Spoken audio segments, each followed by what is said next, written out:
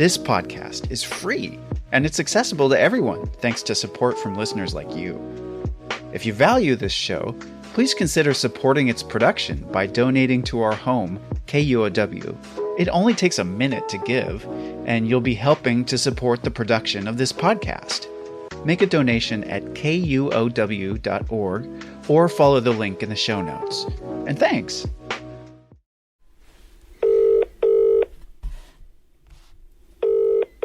Hello? Hello, is this Lee? Speaking. Hello, Lee. It's Chris Morgan. Yeah, hiya. I just arrived in from the States last night and thought I'd give you a call, see if you've got anything going on today. I'll be at Tring Reservoirs in a short while. I'm at Heathrow Airport right now, and I mean, I can map this out, but any idea how long it might take me to get there? How are you going to get there? This is Lee Evans, and I've arrived here in England to meet him and hear his story. It's February 2020, and I had a bumpy flight on the heels of Tropical Storm Kira. Lee is bird mad, a twitcher, an extreme birder, and he's become notorious in a nation of bird lovers as the man who'll go to any lengths to find his bird. And would it be all right for me to join you? You can meet me there, yeah. Yeah. How are you going to get there? You got a car? Yeah, I'll get a rental car. All right.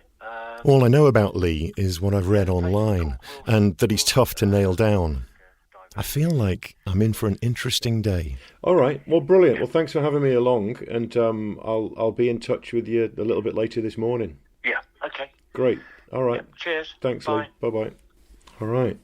The magical mystery tour continues. In a car rental parking lot at Heathrow Airport, I'm Chris Morgan. Welcome to the wild. All right, little car, little English car. Oh, wrong side. Right-hand side in this country, the steering wheel.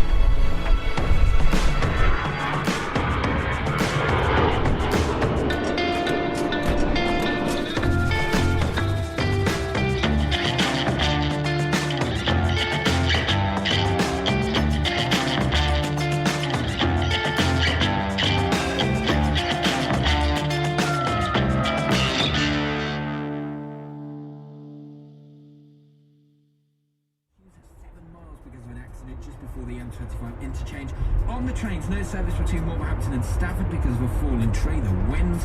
Delays of up to an hour between Liverpool Lime Street and Manchester Victoria. And if you find anywhere today, just check before you go to the airport. Because of Storm Kira yesterday, there's a knock-on effect from all the cancellations yesterday, and I'll have more in half an hour. So it's been proved. Lee told me to meet him at a tea shop near the village of Tring, just northwest of London. It's only about an hour's drive away. Seems like nothing after a 10-hour flight. As long as I can remember how to drive on the left side of the road again. It's good to be back.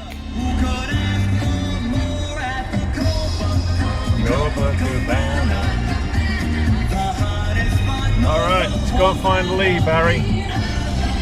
Sing me all the way there.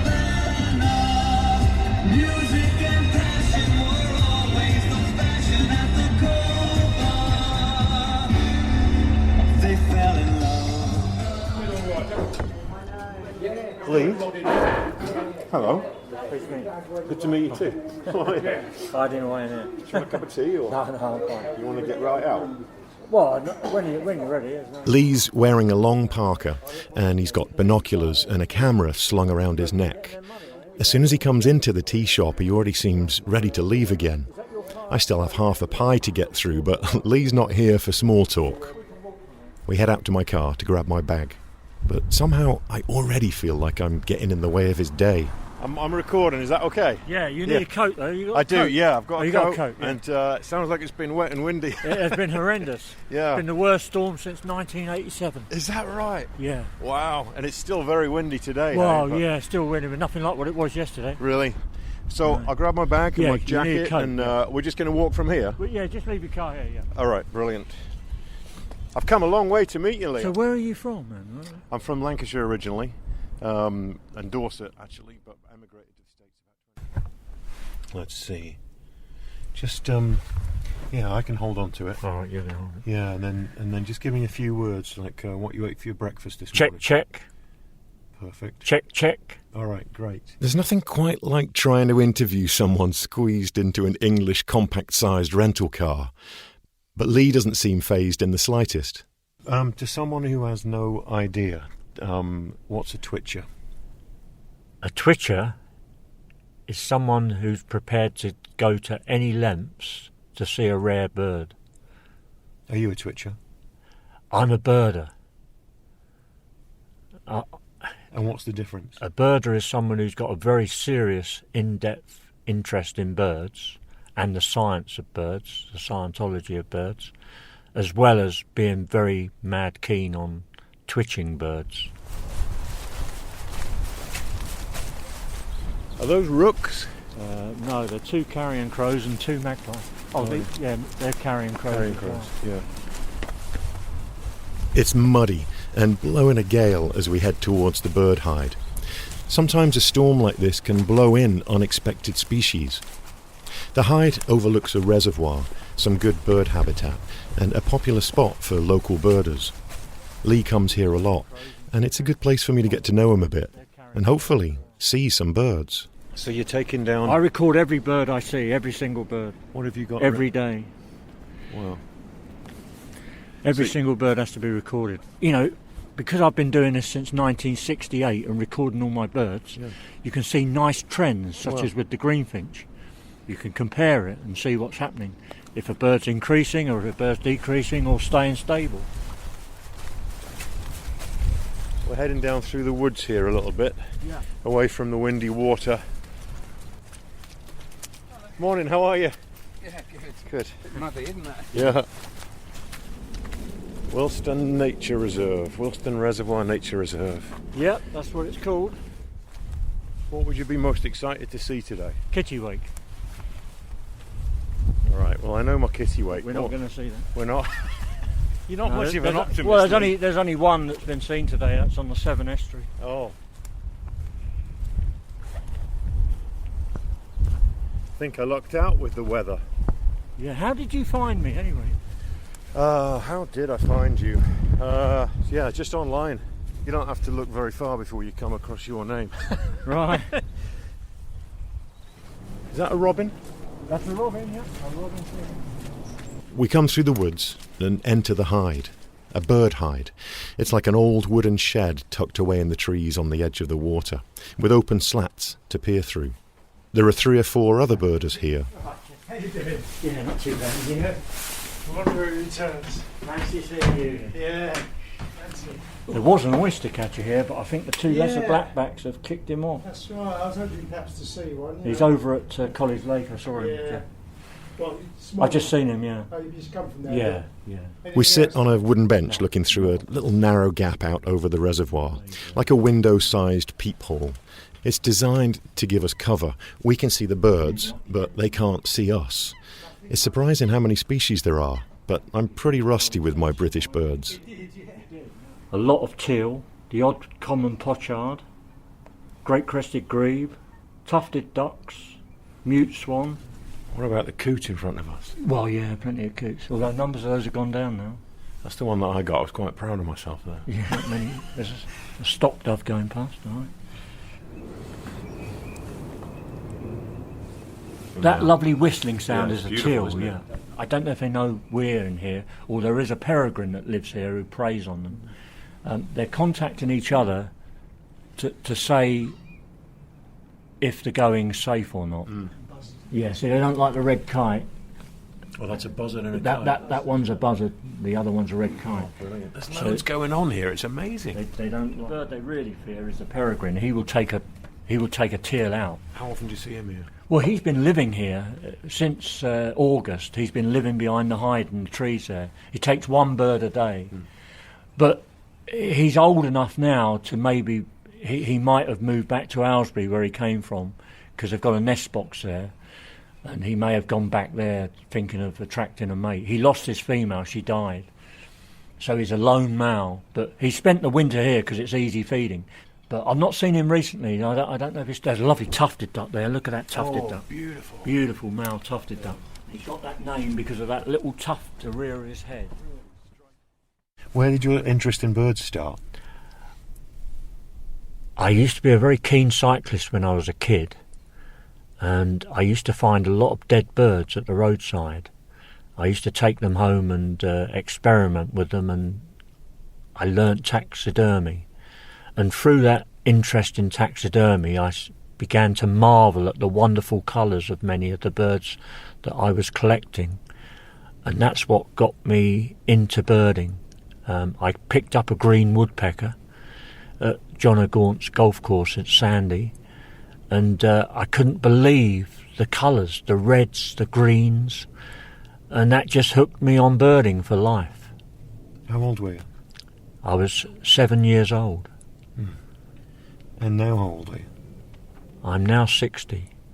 So you've been at it since? Yep, lifelong obsession. Why do you call it is it an obsession? It's totally obsession with me because I'm addicted to birding. I live, breathe, 24/7 birding. That's all I do. Everything is birding. My whole life revolves around birds, well, and other forms of wildlife. Hi, Angus. What's going down?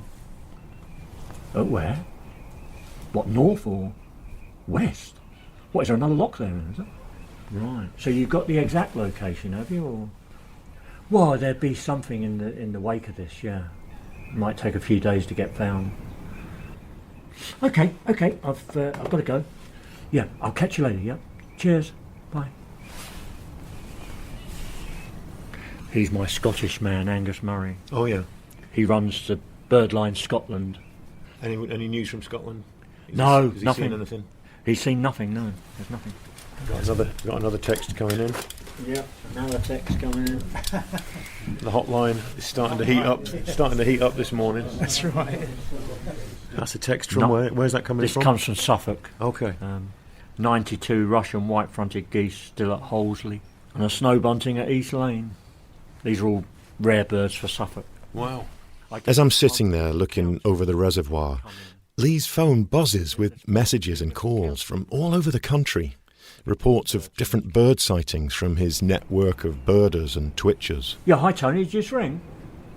Oh right, I haven't had a chance to get up there yet, the weather's been so bad. I heard about bramblings at Shefford, have you been there? Did you get them?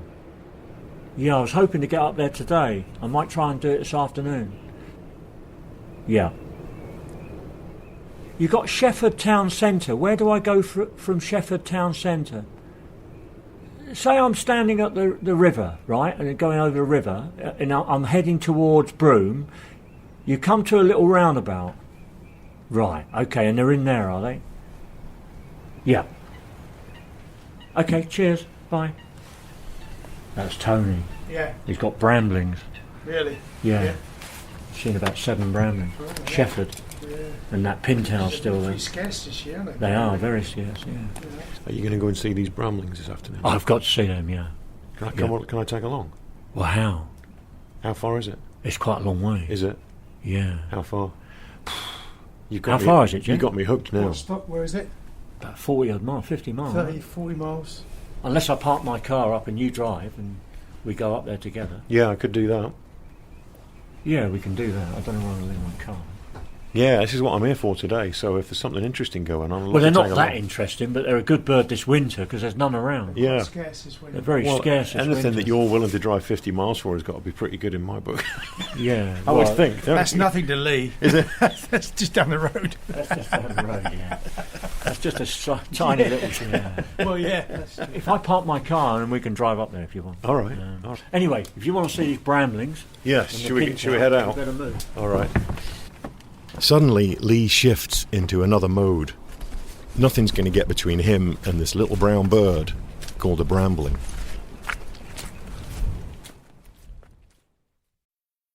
I'm Alex Schwartz. I'm Nomi Fry. I'm Vincent Cunningham, and this is Critics at Large, a New Yorker podcast for the culturally curious. Each week, we're going to talk about a big idea that's showing up across the cultural landscape, and we'll trace it through all the mediums we love. Books, movies, television, music, art. And I always want to talk about celebrity gossip, too. Of course. We hope you'll join us for new episodes each Thursday. Follow Critics at Large today, wherever you get podcasts.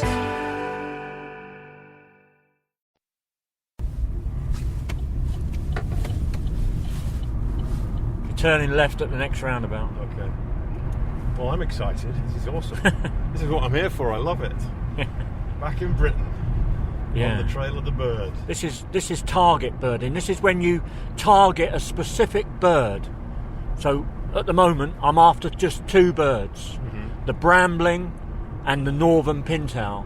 These are very good birds for this area at this time of year. And worth the longest drive to see them. Yeah, very much so. I've always been a collector. I always want to complete the set. For example, when I was very young, I used to collect little dinky toys, cars and lorries. And I wasn't happy just to get a few of the dinky toys. I had to have every last one. And then I started getting interested in music, and I bought my first singles in 1970. And then again, I ended up having to have a single copy of every single record that had entered the top 75 in the UK. So I ended up with a collection of 210,000 records. And the same goes for my birding. Once I got into mainstream twitching, I had to have every bird that turns up in the UK, not just one. I had to have the whole set. So it's a compulsion. It's compulsive listing, it's and so do you compare your obsession with birds with your obsession for music? Yes. Could it be something else? Could it be collecting cars or well, no, they're all the same. They're all on the same lines. It's very much a collecting instinct that I seem to have. And does it go, are you a hoarder, if you don't mind me asking? Do you collect other things in life? No, just music, birding paraphernalia, and the toy cars. Birding in particular, it's a very selfish game. Yeah. Incredibly selfish game. Hence why I'm on my 4th marriage. Are you? Yeah. I didn't mean to laugh. I'm not making light of that, but that says a lot. I'm on my 4th female partner. So far, so good. Left up here. Need a park here somewhere. Where are we going? We're just going into this field here. Just here on the left. Someone's drive or something. Are we meeting someone here? No, we're not meeting anyone. The mystery tour continues. Alright, we've jumped out of the car at this little meadow, beautiful little wetland here at the side of the road, and Lee is already 100 yards ahead of me looking for these little brown birds. I think they're brown. Ramblings. Let's see if he's got anything yet. He's straight on it. He's got his notebook out, scribbling some species down. Any luck? What are you seeing so far? Chaffinches, goldfinch, and a big flock of linnets. Oh, nice. That's a pretty nice.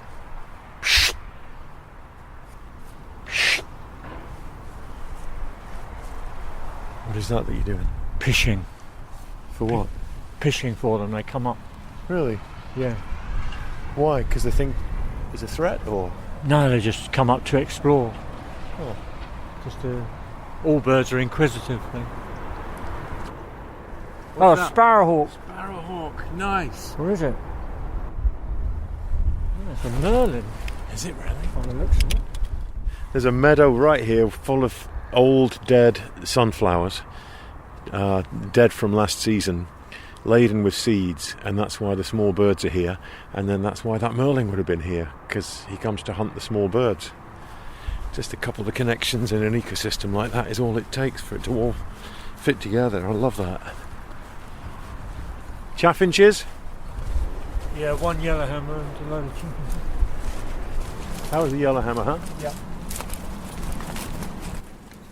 What is it about birds that you're interested in? Well, I just love everything about birds. The wonders of migration, never fail to amaze you. A single little goldcrest, the smallest British bird, that travels all the way from Finland to spend its winter in the UK, or maybe even further south in Spain. Tiny little bird, 3¼ inches. It's incredible to think that why would a bird want to do that, you know? Why didn't it stay where it was? Something in the very top of that tree, Lee. Can you see it? Just a single bird perched in the top of that lone tree. Chaffinch.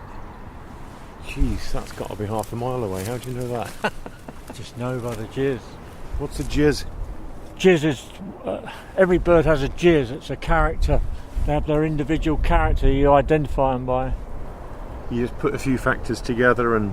Yeah, well, every bird has a unique trait, either in behaviour, flight. You can identify all birds from jizz with a lot of experience. Yeah. It's quite interesting being back in my native homeland and standing in the middle of this very English meadow and flocks of birds in the air because we're in the very right spot. And I definitely haven't got the attention of Lee. He is fixated on the birds, the place, and seeing these 7 bramblings that are apparently here following around these flocks of chaffinches. And I hope we get to see them. Oh! He's got one. I don't want to scare it away. He just said he's got one. He's got his camera out, and he doesn't usually have his camera out. I've noticed he's been using his binoculars all morning, but now his camera is out. I'm going to creep up next to him here. I think he's got one. You found them? 3, yeah. Where are they? In this left-hand tree. He's somewhere about 5. Down, right? I've lost him myself, actually. Oh no, there's another one right at the top now. You go for number 1 at the top left. Yeah. Next bird is a brambling. Is it? Next one down, immediately below him? Not below him, no, go right. Okay, next one to the right. Lovely male brambling right at the top now. Beautiful. Really beautiful male brambling at the top. He's got a reddish breast, yeah, and a white eye stripe. Oh, look at that. What a corker. Corking male. Oh, flown. Gone to the right. Yeah, mission accomplished. We came, we saw. Happy with that, Lee? Yes, excellent. Excellent. Worth the drive, eh? Yeah. Not to mention the excellent company.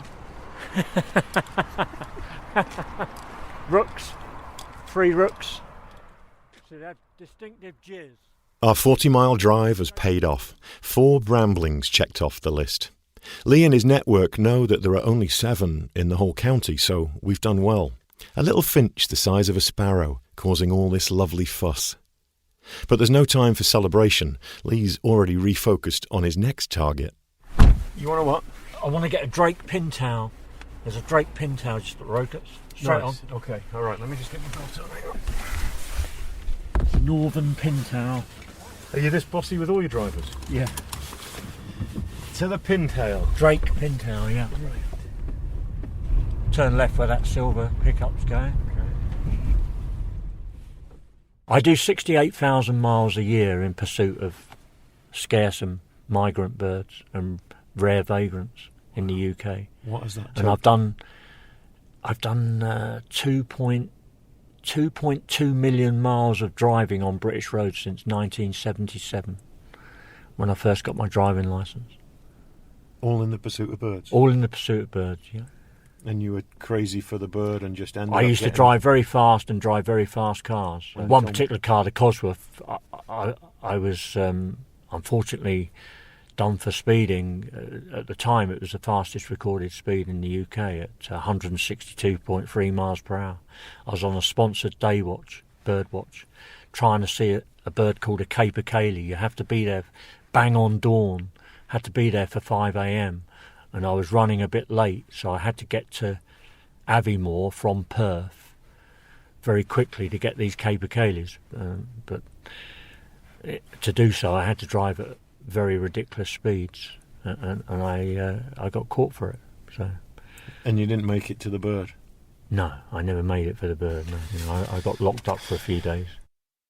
What does your wife think? Well, she's accustomed to it. She doesn't think anything of it, really. She thinks I'm mad. Crazy. As most birders do. You know you're mad when people that are as obsessive as me think I'm mad. So you know you're mad. That's totally off the... Oh. It's a strong gauge, that. Yeah. What What can you tell us about the pintail? What's Well, the pintail is it's a winter visitor from Eastern Europe again, and this one that we're going for now is the only one in the whole area.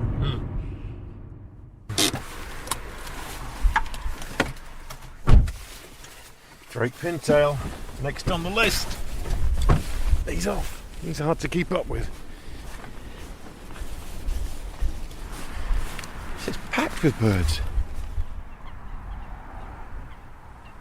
If you look over the back pool, you'll see a mute swan, a young mute swan. See a brownish coloured mute swan? Yeah, right in the middle. To the left. The next duck to the right is a pintail. He's upending. Oh, I see him. He's upending. Pintail then? Pintail, yeah, that's Wow. right. That's why they're called pintail, yeah. Oh, that's wonderful. It is wonderful. Yeah, there he is. He's head down again, showing his pintail. Yeah. Got the bramblings. Pintail. And got the pintail. One more to go. One more? Yeah. What's that? Red-crested pochard. Where is that? Just on the way back. Okay. A red-breasted pochard. Red-crested pochard. Female. I've only ever seen a red-breasted. No, you've never seen a red-breasted pochard. Never. You've never seen a red-breasted pochard. I'm losing your respect now. It doesn't exist. I've got a photographic memory, so I'm a cheat, really. Once my eye, I've only got one eye, has recorded anything, it miraculously it remembers everything that goes into the brain, and I can regurgitate it. Have you always had that? I've had it ever since I was a young boy. Yeah. Do you mind me asking you what happened to your eye? Well, I lost it in a car accident. Oh. Yeah, I spent a year in hospital in a coma. I was on a birding thing. A lorry driver fell asleep, and I hit the lorry. So yeah, it's a long time ago. That was a long time ago. How old were you? 17. Jeez. Yeah. I've only got the one eye, and luckily they saved that one eye. They managed to save it. I did have no eyes, but they did save one eye. But all of this is metal. All this brain is metal. It's all connected with metal here. Wow. And if you feel there, I've got something. Oh, yeah. I don't know what's happening now. Right. There's something from the metal. A bump. Yeah, it's all. I don't know what's going on. No idea. Oh. Yeah. That must have been traumatic, losing an eye when you were so into. Well, the only traumatic thing about it was that I missed a greater sandplover. Luckily, in all that period, the only bird I missed was a greater sandplover, which I managed to get back subsequently. Mm-hmm. Yeah. Wow. That's a long time ago now. That's historical. All right, here's an interesting location. Flitwick Sewage Treatment Works.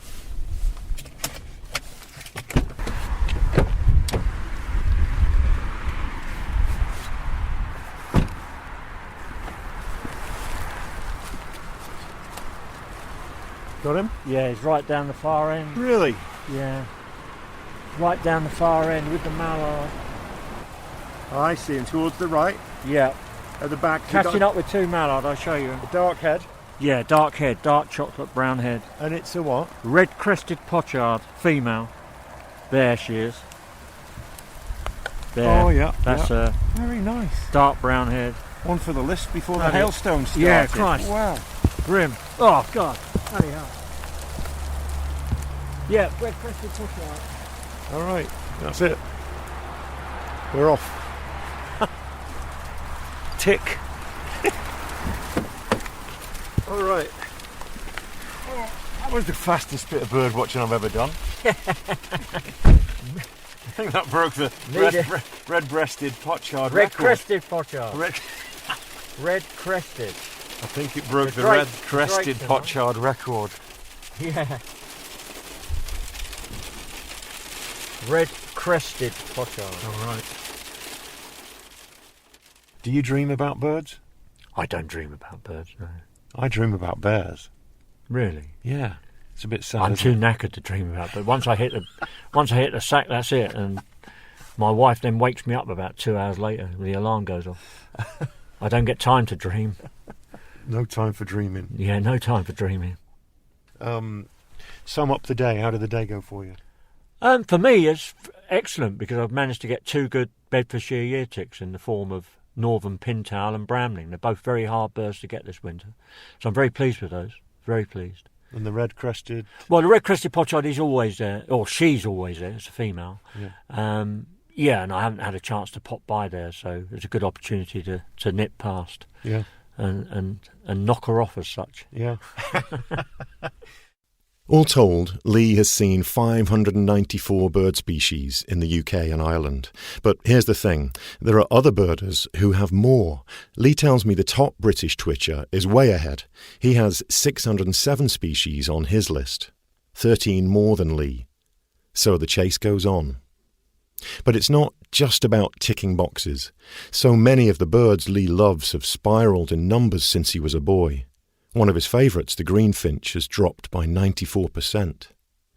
So he wants to make sure his 2.2 million miles of driving are put to use. He's uploaded all of his data to a national database, 1 million entries so far, he tells me, way back to the first page of his field notebook in 1968. He sees it as kind of a legacy to help map trends for countless species, and his hope is that others will find a passion for rare birds, to help the creatures he loves.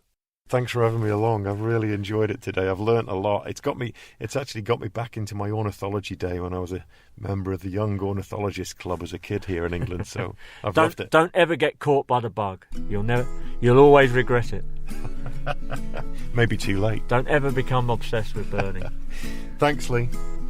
Well, I hope it's been worth your while. Oh, it's been great. It's been great. Should we head off and find the next bird? Well, find my car. That'd be a good start. Yeah, I hope it's still there. I don't care for walking downtown. Crazy auto car gonna mow me down.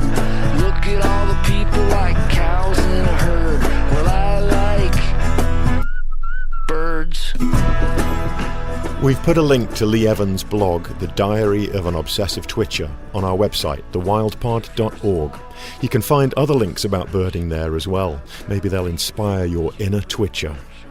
And if you can't get out to see some birds, you might enjoy the Jack Black movie One Big Year. It's a bit corny, but a lot of fun.